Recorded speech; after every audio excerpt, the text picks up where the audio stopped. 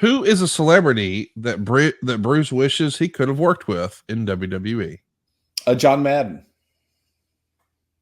John Madden, man. We tried for such a long time. John Madden to do color commentary for WrestleMania was our goal for the longest time. We thought he was a perfect fit. John was a fan. John wanted to do it, but John didn't travel by plane. And in order to get John to our destination of WrestleMania on the 3 times that at least I worked on and tried to make happen, it just feasibly couldn't take place because of where John was in the country with his bus. But I would have loved to have had John Madden to do color commentary with Gorilla or Vince for an entire WrestleMania. And he knew it, man. He knew it. He knew the show. He knew the characters.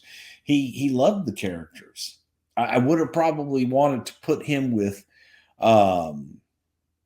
Vince and Bobby than Gorilla because he was so much like Gorilla in his delivery and the things that he saw and the way that he saw the business. You brought up hands down number one. Paul wants to know, what would be your Mount Rushmore of all-time commentators? Bruce Prichard, Mike McGurk, Pete Doherty, and Mike Adderley. Thanks for tuning in to Something to Wrestle, folks. Bruce, his nose, you don't like that? His nose is Pinocchioed all the way to Stamford. Dude, come on. That would be a great Mount Rushmore. People would flock for inches to see that. So listen, most people would say, I don't know, Gordon Soley, Jim Ross, maybe some Lance Russell, maybe a little Tony Schiavone, depending on what you grew up on. Come on now. Who's on your Mount Rushmore? Well, I have. There's got to be a couple because, see, to me, Paul Bosch would have had to be on there because that's what I grew up with, and everybody that grew up, you had your own local guy. Yeah. So if you were in that realm of the 70s and things like that, you'd put Paul Bosch and Gordon Soley and Lance Russell, maybe even Bill Mercer in there. But those are only the guys I remember that I can name. Sure. Oh. Who?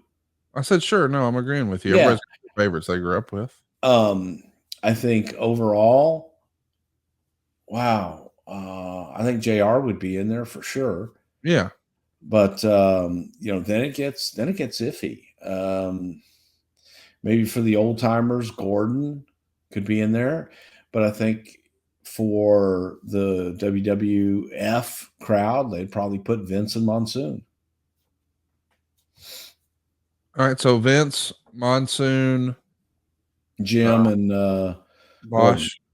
Okay. Well, I'm saying like for an overall. You don't put Bobby Heenan in that list. Bobby was a color commentator. Well, I mean, if you're looking for a play-by-play, if you're looking for color commentators, that's a whole different ball game. Well, it just says all-time commentaries, but I'm sure he means commentators. Yeah, I mean, Bobby Heenan and Jesse Ventura were two of the best color commentators that there ever was. All right, so let's start over. Jesse Ventura, Bobby Heenan, Roddy Piper. Okay. Now I'm going old school Rod Piper. Rod Piper from Georgia Championship Wrestling is a color commentator. He was absolutely excellent. And Michael Hayes. So if I'm looking at color commentators, those are the 4 best. Absolutely. Well, listen, I think I think the spirit was just talking heads, not necessarily play-by-play. But they have different roles. You have a play-by-play guy that has one job, and a lot of play-by-play guys cannot do color. Color guys cannot do play-by-play. They're very distinctively different jobs, and with a unique skill set to each. So it's they're play-by-play guys that I thought, hey, he'd be a good color guy that completely shit the bed and vice versa. I think the only guy that could do both would be Corey Graves, who was actually really He's good at both. criminally underrated, I think. I think people, much like Michael Cole, they'll look back one day and say, I don't think we gave him enough credit. I think that way about Corey Graves. I don't know why people sleep on him, but I think he does a great job. Yeah, he does. And Michael, look, Michael is the voice of the last 20 years. Yeah. So more power to him as well.